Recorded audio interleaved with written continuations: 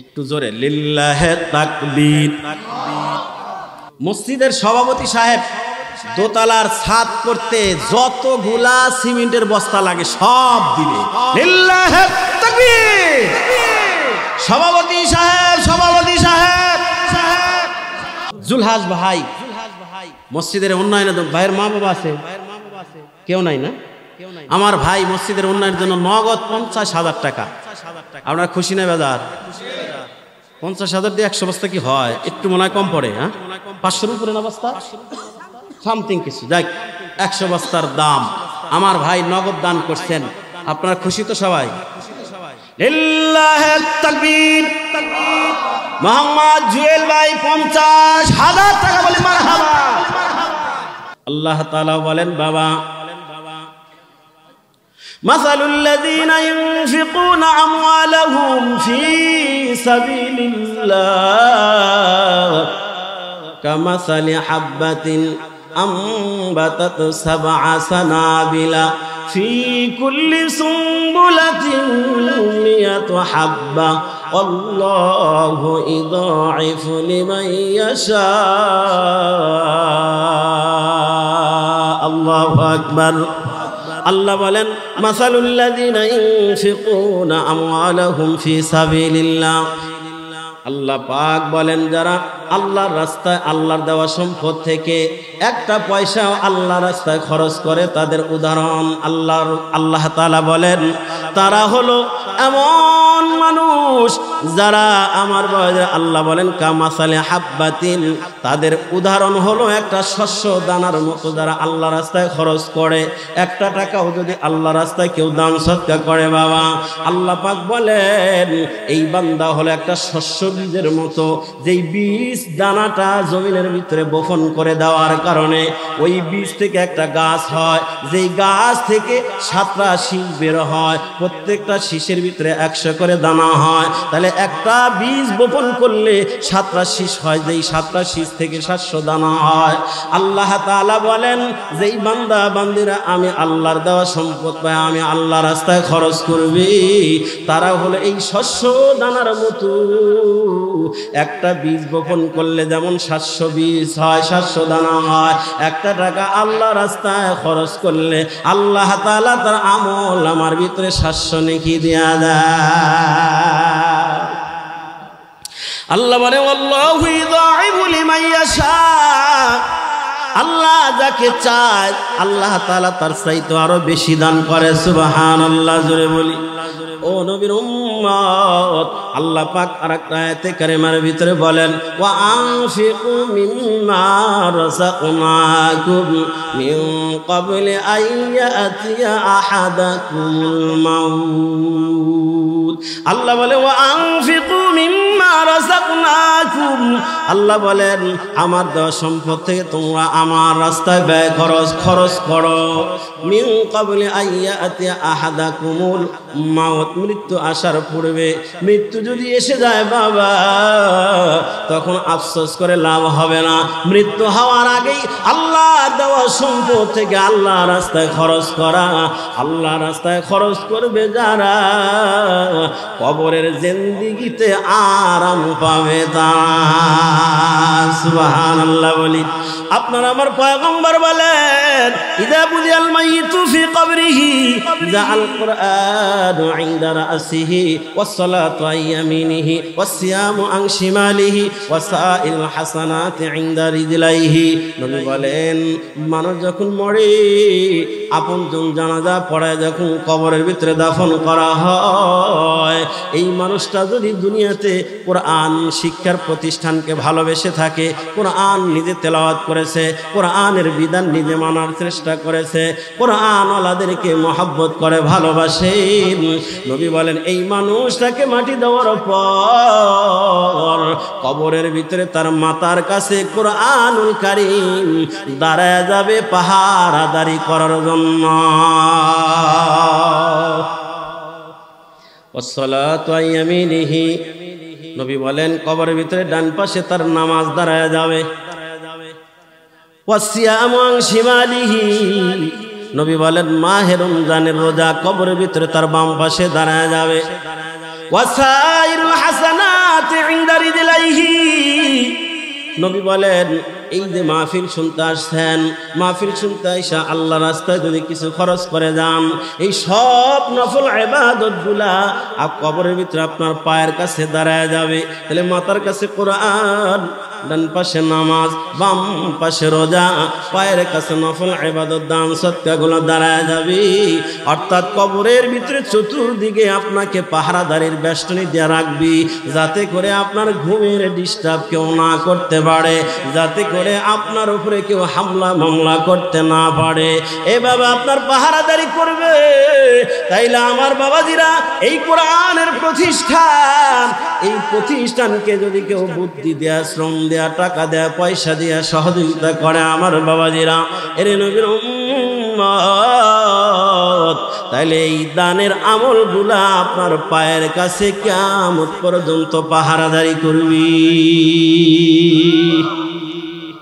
আমার কথা বুঝতেছেন তো আপনারা? খেয়াল করেন বাবা, পয়গম্বর আলাইহিস সালাতু ওয়াস সালাম বলেন, বাদিরু বিসসাদাকা ফা ইন্নাল বালাআ লা ইয়াতাখাত্তাউহা। কিতাবের ভিতরে বর্ণনা করা হয়, ছোট করে বলবো, সময় আমার অল্প। হযরত আবু বকর রাদিয়াল্লাহু তাআলা আনহুর জামানায় তিনি খলিফাতুল মুসলিমিন, তিনি খলিফাতুল মুসলিমিন। ওই সময় মদিনাতুল মুনাওয়ারার ভিতরে এমন একটা দুর্ভিক্ষ দেখা দিল বাবা। দুর্ভিক্ষের কারণে মদিনাবাসীরা অতিষ্ঠ হয়ে গেলেন। এক পর্যায়ে মদিনার অধিবাসীরা হযরত আবু বকর রাদিয়াল্লাহু তাআলা আনহুর কাছে এসে বললেন, হুজুর, আমাদের অবস্থা তো বড় জটিল, এই দুর্ভিক্ষ থেকে বাঁচার জন্য একটা কিছু পন্থা অবলম্বন করেন, কি করা যায়? হযরত আবু বকর রাদিয়াল্লাহু তাআলা আনহু তিনি বললেন, তোমরা আগামীকাল আসবা, তোমাদেরকে নিয়ে একসঙ্গে এই দুর্ভিক্ষ থেকে মুক্তির জন্য আল্লাহর কাছে কামনা করব। সবাই চলে গেলেন। পরের দিন সবাই আসবে, একসাথে দোয়া করবে, এই জন্য আবু বকর রাদিয়াল্লাহু তাআলা আসতে বলছেন। কিন্তু বিকেল বেলায় একটা খবর প্রচার হয়ে গেল, হযরত ওসমান জিন্নুরাইন রাদিয়াল্লাহু তাআলা আনহুর অসংখ্য সম্পদ, ব্যবসায়ী কাফেলার মাল সামানা মদিনায় এসে পৌঁছে গেছে। সুবহানাল্লাহ বলি, সুবহানাল্লাহ বলি। হযরত ওসমান গনি রাদিয়াল্লাহু তাআলা আনহুর ব্যবসায়ী সম্পদ যখন, মাল যখন মদিনায় এসে পৌঁছে গেছে, মুহূর্তের মধ্যে খবরটা ভাইরাল হয়ে গেছে। তামাম মদিনাবাসীরা সবাই চলে আসছে। আসার পরে হযরতে ওসমান গনি রাদিয়াল্লাহু তাআলা আনহুকে বলছেন, তাহলে এই ব্যবসায়ী সম্পদগুলো আমাদের কাছে বিক্রি করেন। হযরত ওসমান গনি রাদিয়াল্লাহু তাআলা আনহু বলেন, তোমরা আমার এই মাল কিনে নিবা, কত করে পাল্লা দিবা? এক পাল্লা কয় টাকা দিবা? মদিনাবাসী বলেন, এক পাল্লা 1 দিনার দিবের চাইতে বেশি দেওয়ার সমর্থ আমাদের নাই। হযরত ওসমান গনি বলেন, না না, এক পাল্লা 1 দিনারের বিনিময় আমি বিক্রি করব না। এক পাল্লার বিনিময় যদি 700 দিনার দাও, 700 দাও, তাইলে বিক্রি করব। কথাটা শোনা মাত্র কই 1 দিনার আর কই 700 দিনার, কথাটা শোনা মাত্র মদিনার বাসী যারা খুশি হয়েছিল মাল আসার কারণে, তারা মনটা বেজার করে চলে গেলেন বাবা। যার যার বাড়ির দিকে রওনা, সবাই বলাবলি করতে শুরু করলো, ওসমান গনি তো আসলে মাল বিক্রি করার জন্য আনে নাই, কই 1 দিনার আর কই 700 দিনার, আমরা কেমনে এই 700 দিনার দিয়ে সম্পদ কিনবো? এত টাকা তো আমাদের নাই। সবাই যখন বাড়িতে চলে গেলেন বাবা, এদিক দিয়ে হযরত ওসমান গনি রাদিয়াল্লাহু তাআলা আনহু তার অধীনস্থদেরকে নিয়ে ওই মালগুলা ছোট ছোট করে টোপলা টোপলা করে বাঁধলেন বাবাজিরা, ছোট ছোট করে পোটলা বাইদা, এক একটা পোটলা আমার বাবাজিরা মদিনার এক একটা বাড়িতে তিনি তার মানুষদের পৌঁছায় দিলেন। মালগুলা যখন মদিনার অধিবাসীদের মাঝে আমার বাবাজিরা পৌঁছায় দেয়, তখন তারা বলতেছিল, আপনি না বলেছেন এক পাল্লা 700 না দিলে আপনি বিক্রি করবেন না, এখন তো দেখি আপনি ফিরি ফিরি দান করতেছেন। এবার হযরত ওসমান গনি বলেন, আমি তো বলেছিলাম প্রতি পাল্লা যিনি 700 দিবেন আমি তার কাছে বিক্রি করব। আমি তো এই সম্পদ তাকেই দিলাম যিনি এক পাল্লার বিনিময় 700 দেয়। তিনি কে? তিনি এই আয়াতে কারিমার মেজদাক আমার বাজিরা, মাসালুল্লাযীনা ইউনফিকুনা আমওয়ালাহুম ফি সাবিলিল্লাহি কামাসালি হাববাতিন আমবাতাত সাবআ সানাবিলা ফি কুল্লি সুমবুলাতিন মিয়াতু হাব্বা ওয়াল্লাহু ইদাইফু লিমান ইয়াশা ওয়াল্লাহু ওয়াসিউন আলীম।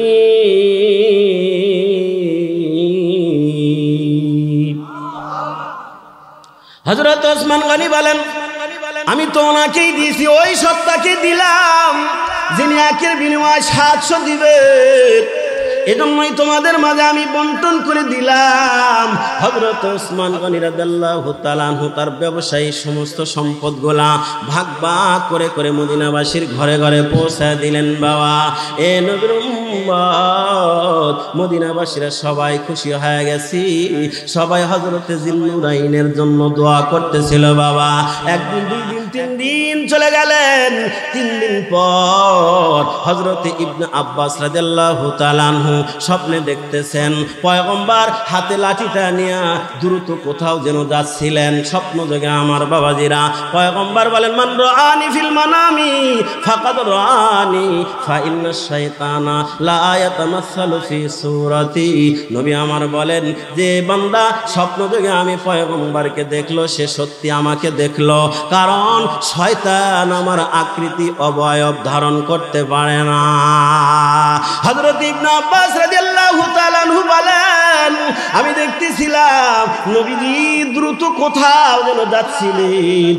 আমি সালাম দিয়া পয়গম্বরকে ডাক দিলাম, ও নবী আমার, কতদিন যাবত আপনাকে দেখি না, কত কথা আমার দেহের ভিতরে জমা আছে, আপনাকে বলবো, এত তাড়াহুড়া করে আপনি কোথায় যাচ্ছেন? একটু দাঁড়ান না, একটু দাঁড়ান গো নবী, আপনার সাথে একটু কথা বলবো। পয়গম্বর বলেন, এ আব্দুল্লাহ ইবনে আব্বাস, আমার দেরি হয়ে যাইতেছে, দেরি হয়ে যাবে, তোমার সাথে আজকে আমি কথা বলবো না, অন্য সময় কথা বলবো। ইবনে আব্বাস বলেন, আমি স্বপ্ন যোগে কান্না করে দিলাম, ও নবী, আপনি যখন দুনিয়ায় ছিলেন আপনার কাছে যা বসতাম আমাদের ঈমানের পাওয়ার বেড়ে যাইতো, আপনার চেহারা দেখলে আমাদের ক্ষুধা নিবারণ হয়ে যাইতো। আপনি তো এমন নবী, রাস্তা দিয়ে চললে গাছ বৃক্ষ আপনারে সালাম জানায়। আপনি তো এমন নবী, আপনার আদর্শ মেনে কেউ যদি জীবন যাপন করে আল্লাহ তারে দুনিয়াতেও সফলতা দেয়, আখিরাতেও তার সফলতা দান করবে। মান তামাসসাকা বিসুন্নতি ইনদা ফাসাদি উম্মতি ফালাহু আজরু মিয়াতি শাহিদ। এর নবীর উম্মতের দল, মান আহাব্বা সুন্নতি ফাকাদ আহাব্বানি ওয়া মান আহাব্বানি কানা মাই ফিল জান্নাহ। হযরত আব্দুল্লাহ ইবনে আব্বাস বলেন, নবী গো, কতদিন যাবত আপনার চেহারা দেখি না, একটু দাঁড়ান না গো, আপনার চেহারা একটু তৃপ্তি ভরে একটু দেখি। এবার পয়গম্বর বললেন, আসলে আজকে দেরি করার সময় আমার নাই, কি বলবা, যা বলার আছে পরে বলবা, এখন আমি যাচ্ছি, আল্লাহ তাআলা আমাকে হুকুম করেছেন আমার ওসমান গনি তার ব্যবসায়ী সমস্ত সম্পদগুলা আল্লাহ রাস্তায় খরচ করে দিছে, দান করে দিছে। ফলে আল্লাহ তাআলা আমারে হুকুম করছে যে আমি ওসমানের জন্য একটা জান্নাত সুন্দর করে সুসজ্জিত করলাম। এই জান্নাতের নাজ নিয়ামতগুলা দেখার জন্য আল্লাহ আমাকে আদেশ করছেন, ওগো নবী, ওসমান জিন্নুরাইনের জন্য জান্নাতের যেই নাজ নিয়ামতগুলা আমি দিলাম, ওগো নবী, আপনি একটু দেখেন না কোনো কিছু না যায় আছে কিনা, আপনি বললে আমি সেটা পূরণ করে দেব। জোরে বলা যাবে কি সুবহানাল্লাহ? আল্লাহ রাসূল বললেন, ও আব্দুল্লাহ ইবনে আব্বাস, আমি চললাম সেই জান্নাত দেখার জন্য, জান্নাতের নাজ নেয়ামত দেখার জন্য। পয়গম্বর দ্রুত আমার বাড়ি গেলেন। এ বাবা, তাহলে হযরতে ওসমান গনি রাদিয়াল্লাহু তাআলা আনহু তার ব্যবসায়ী কাফেলার সম্পদগুলা আল্লাহ রাস্তায় মদিনাবাসীদের মধ্যে দান করে দেওয়ার বদলে আল্লাহ তাআলা তার জন্য জান্নাত সুসজ্জিত করেছেন। সেটা দেখার জন্য মুহাম্মদ রাসূলুল্লাহকে নির্দেশ দিলেন আমার আল্লাহ। এ বাবা, তাইলে দান এটা এমন একটা আমল, যে আমলের মাধ্যমে আল্লাহ তাআলার নৈকট্য লাভ হয়, মানুষের কাছে প্রিয় পাত্র হওয়া যায়, জান্নাতের কাছাকাছি হওয়া যায়। মানে কি? করিবুম মিনাল জান্নাহ, জান্নাতের কাছাকাছি হয়। তার মানে নবী বুঝাইতে চাইলেন লোকটা আল্লাহর জান্নাতি হয়ে যায়। সুবহানাল্লাহ বলি। ওয়া করিবুম মিনাল জান্নাহ বাঈদুম মিনান নার, জাহান্নাম তার থেকে দূরে সরায় দেওয়া হয়। বাবা, এর নবীর উম্মতের দান। তাইলে আল্লাহর দেওয়া যে সম্পদ আল্লাহ তাআলা আমার আপনাকে দান করলেন, আল্লাহ এজন্যই বললেন ওয়া আনফিকু মিম্মা রাযাকনাকুম মিন ক্বাবলি আইয়াতিয়া আহাদাকুমুল মাউত। এই কালাম জিন্দা কোরআন হাকিম হিকমতে লা ইয়াজালাস্তু কদিম তালিল কোরআন পছন্দে পেশে খুদা ফুর গেল মা লা জরম বাহারস ফেদা গর কোরআন খা নিশবার সায় হাবিব ফুর গেল মানে তোরা বাসাদ নসিব। এ বাবা, পয়গম্বর এক হাদিসে বলেন মান বানা লিল্লাহি মসজিদান বানাল্লাহু লাহু বাইতান ফিল জান্নাহ, যারা দুনিয়া আল্লাহর ঘর মসজিদ নির্মাণ কাজে সহযোগিতা করবি, নবী আমার বলেন আল্লাহ তাআলা তাদের জন্য জান্নাতের ভিতরে বালাখানা বানায়া দেয়।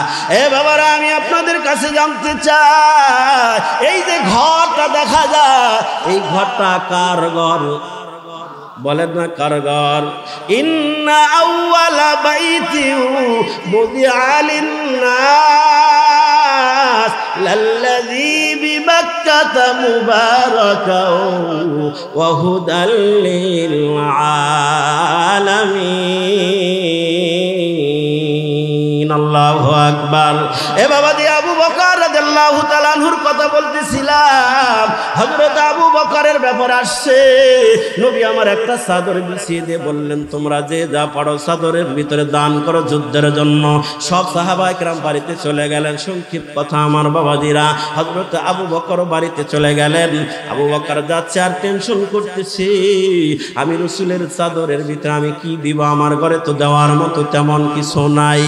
আবু বকর যাচ্ছেন, মনটা বড় বেজার। ঘরের ভিতরে যাওয়া মাত্র স্ত্রী সালাম দিয়া যখন আবু বকর রাদিয়াল্লাহু তাআলা আনহুর চেহারার দিকে তাকাইলেন, বাবা তাকাই বললেন কি হয়েছে আপনার চেহারার ভিতরে কেন মালিন্যতার ছাপ দেখা যায়? কি টেনশন করতেছেন? হযরত আবু বকর বলেন, স্ত্রীকে ডাক দেয় বলতেছেন কি বলবো রে, শোনো নবী আমার চাদর বিছিয়ে দিয়েছেন, যুদ্ধের জন্য সহযোগিতা চায়, আমি কি দিব? দেওয়ার মতো তো আমার ঘরে কিছু নাই, এই জন্য আমার বড় টেনশন। হযরত আবু বকর স্ত্রী বলেন না না, টেনশন করবেন না, যা আছে তাই নিয়ে দিবেন। হযরত আবু বকরের স্ত্রী ঘরে ছিল বাবা, একটা পোটলার ভিতরে বাইদা আবু বকরের হাতে ধরে দিলেন। বাবা আবু বকর পোটলাটা নিয়ে ঘর থেকে বের হয়েছেন। কয়েক কদম যেতে না যেতেই আবু বকরের স্ত্রী ডাক দিছেন, ওগো একটু শোনেন, একটু বেগে আসেন। ওই পোটলার ভিতরে যা কিছু আমি বেঁধে দিলাম সবগুলা আপনার পক্ষ থেকে গেল, রাসূলের ওই বিছানো চাদরের ভিতরে যাবে। আল্লাহ যদি কিয়ামতের ময়দানে আমার জিজ্ঞেস করে, ও আবু বকর স্ত্রী, আমার আবু বকর দান করেছিল, তুমি তো কিছু দাও নাই, তাইলে আমি কি বলবো? একটু ঘরের ভিতরে আসেন। ঘরের ভিতরে আসার পরে পোটলাটা হাতে নিয়ে বললেন, আপনি একটু ঘরের বাইরে যান। আবু বকর রাদিয়াল্লাহু তাআলা আনহুকে ঘরের বাইরে দাঁড়াইতে বললেন। এদিকে আবু বকরের স্ত্রী ঘরের ভিতরে ঢুইকা নিজের পরনের কাপড়টা খুলে আমার বাবাজিরা ওই আবু বকরের হাতের পোটলার ভিতরে দিয়া আবার পোটলাটা বাইদা আবু বকরের হাতে দান করে দিয়ে দিলেন, বাবা এটা নিয়ে যান, আমি আপনি রসুলের চাদরের ভিতরে এটা দান করে দেন। হযরত আবু বকর ওই পোটলা নিয়ে বাবা রসুলের বিছানো চাদরের এক কিনারা রাখতেছেন। তিনি তো জানে আমি তো তেমন কিছু দিতে পারতেছি না, অনেক সাহাবায়ে কেরাম তো অনেক সম্পদ দান করতেছেন, এই জন্য তিনি এক সাইডে কিনারা রাখছেন। বাবা আল্লাহর পয়গম্বর সব সাহাবায়ে কেরামের এক এক করে পোটলাগুলো খুলতেছেন। আমার বাজিরা কে দান করছে কে দান করছে এগুলা ঢালতেছেন, একত্রিত করতেছেন। আবু বকরের পোটলার দিকে যখন হাত বাড়ায় হযরতে জিবরাইল আলাইহিস সালাতু ওয়াস সালাম পয়গম্বরকে সালাম জানায়। পয়গম্বর ওয়ালাইকুমুস সালাম বইলা উপরের দিকে তাকায় দেখেন হযরতে জিবরাইল খেজুরের চাটাই পরিধান করে আছে। আল্লাহু আকবার করে বলি। নবী জিজ্ঞেস করে, ও ভাই জিবরাইল তুমি কেন আজকে খেজুরের চাটাই পরছো? জিবরাইল বলেন, ও নবী আমার, শুধু আমি আজকে খেজুরের গাছের চাটাই পরি নাই, আসমানের যত ফেরেশতারা আছে সমস্ত ফেরেশতারা আজকে আবু বকরের স্ত্রীর সম্মানে সকলেই আজকে খেজুরের চাটাই পড়েছে। কারণ হলো তিনি বলেন, ওগো নবী, আবু বকর পোটলাটা নিয়ে আসার সময় আবু বকরের স্ত্রী চিন্তা করলো আমি তো যুদ্ধের জন্য কিছু দান করব না, তা তো হয় না, কিয়ামতের ময়দানে যদি আল্লাহ জিজ্ঞেস করে তাহলে আমি কি বলবো?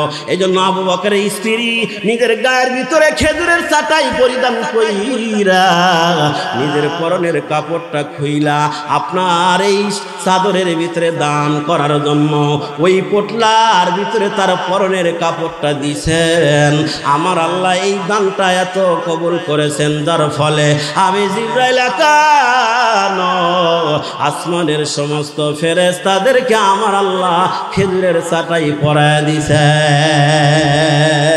আল্লাহু আকবার করে বলে আল্লাহু আকবার। আমার বাজিরা হযরত আবু বকরের পোটলা খুলতেছেন, নবীকে আল্লাহ জানায় দিলেন জিবরাইলের মাধ্যমে, বলে আজকে দানের মধ্যে ফার্স্ট হলো সিদ্দিকে আকবর রাদিয়াল্লাহু তাআলা আনহু। সুবহানাল্লাহ জোরে বলি। এ বাবা আবু বকরের স্ত্রী খেজুরের চাটাই পরিধান কইরা পরনের কাপড়টা পর্যন্ত দান করে দেয়। আপনাদের কাছে বাবা এমনটা আমি চাই না।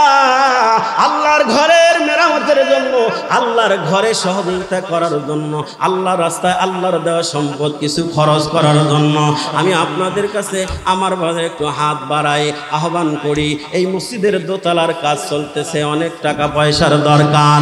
আমার বাজারে প্রায় 500 বস্তা সিমেন্টের প্রয়োজন, 5 টন রডের প্রয়োজন। আমার বাবাজিরা কে আছে আল্লাহর ঘরের জন্য হযরতে আবু বকরের সঙ্গে হওয়ার জন্য, হযরতে মাদের মুখেও বলবো মায়ের দল আবু বকরের স্ত্রীর সাথে জান্নাতে যাওয়ার জন্য, আবু বকরের রাদিয়াল্লাহু তাআলা আনহুর স্ত্রীর সঙ্গে হওয়ার জন্য কে আছেন? 1 টন রড আল্লাহর ঘরের জন্য দান করবেন। 1 টন দিতে পারেন, বেশিও দিতে পারেন, আমি একটু দেখতে চাই 1 টন রড কোন ভাই আছেন? অথবা 100 বস্তা সিমেন্ট দান করবেন, অথবা 1 লক্ষ টাকা কোন ভাই আছেন? একটু হাত জাগায় দেন, অথবা একটু দাঁড়ায় যান। আমার সময় নাই, সময় আমার অল্প বাবা। প্রধান আলোচক আসবেন, প্রধান মেহমান আসবেন, তারা কথা বলবে। আমার বাবাজিরা কোন ভাই আছেন যারা নিজের হাত দিয়ে মারে দাফন করে রাখছেন, বাবারে কবরস্থানের ভিতরে দাফন করে রাখছেন? এ বাবা ওই মা বাবার রুহের মাগফিরাত কামনা 1 টন রড অথবা 100 বস্তা সিমেন্ট অথবা 1 লক্ষ টাকা কোন ভাই আছেন? একটু দ্রুত দাঁড়ায় যান রে বাবা। এ বাবা আপনার বাড়ি গাড়ি ব্যাংক ব্যালেন্স যত এত কিছু আছে বাবা, আপনি এখন মরবেন, সব টাকা পয়সা বাড়ি গাড়ি আপনজনরা ভাগ বাটোয়ারা করে নিবে, একটাও আপনার কবরে দেবে না রে বাবা। আপনি যা দান করতেছেন বাবা, এটা আপনার সঙ্গী। ওই যে বলতেছিলাম, যা দান করুন আল্লাহ রাস্তায় খরচ করবেন, কবরের ভিতরে পায়ের কাছে আপনার পাহারাদারি করার জন্য, আপনাকে নিরাপত্তা দেওয়ার জন্য আমার বাবাজিরা কিয়ামত পর্যন্ত দাঁড়ায় থাকবে।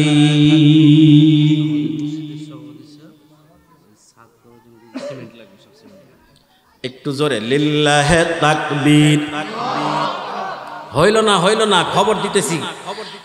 মসজিদের সভাপতি সাহেব না, মসজিদের সভাপতি সাহেব দোতলার ছাদ করতে যতগুলা সিমেন্টের বস্তা লাগে সব দিবে। লিল্লাহে তাকবীর। সভাপতি সাহেব, সভাপতি সাহেব, আয় আল্লাহ, সভাপতি সাহেব আছে নাকি? আচ্ছা আচ্ছা, বাইরে থাকেন নাকি ভাই? আচ্ছা আচ্ছা, কত বস্তা লাগতে পারে আনুমানিক? 150 বেলা। আচ্ছা আচ্ছা, 150 অথবা তার উপরে লাগুক। আমার ভাইজান দিব, ভাইয়ের নাম কি? হাফেজ আব্দুল গনি ভাই। ছাদের যত সিমেন্ট লাগবে দান করবে আল্লাহ।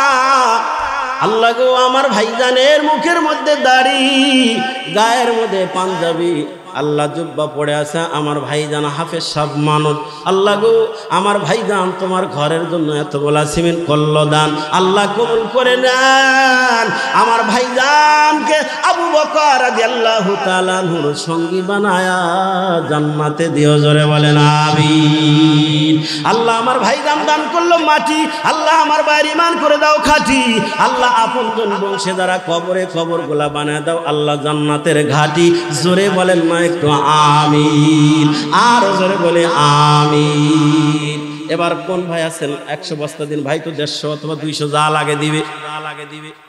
100 বস্তা সিমেন্ট দেবেন। আর একটা ভাই একটু দাঁড়ান না, দে হুজুর 100 বস্তা আমিও দেব, অথবা 1 লক্ষ টাকা দেব। বলেন না বাবা। এই যে পার দিকে আসছিলাম চরের ভিতরে, চরের মানুষ এত দান করে, খুব দান করে তারা।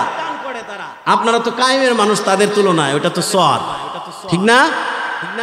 এই যে পূর্বপাড়া, পার দিকে পূর্বপাড়া মসজিদ 1 বছর হয় নাই, দোতলা হয়ে গেছে। আসেন ভাই, কোন ভাই 100 বস্তা দিবেন, অথবা 1 লক্ষ টাকা নগদ হোক বাকি হোক। আছেন কোন ভাই? একটু দাঁড়ান না বাবা। এ বাবা, বলতেছিলাম, আপনি মনে করেন বিদেশ করে আসছেন, টাকা কামাইছেন, 10 তলা বাড়ি করলেন।